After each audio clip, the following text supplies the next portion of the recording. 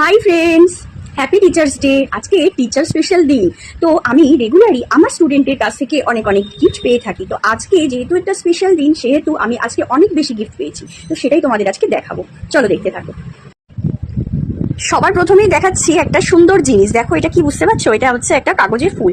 কি সুন্দর দেখতে হয়েছে বলো তো? আমার তো ভীষণ ভালো লেগেছে, তাই জন্য তোমাদেরকেও একবার দেখার সুযোগ করে দিলাম। দেখো কি সুন্দর দেখতে। এছাড়াও আমি অনেক ধরনের ভালোবাসা পেয়েছি, যেটা হচ্ছে আমি রেগুলার পাই, এই সুন্দর সুন্দর ফুল।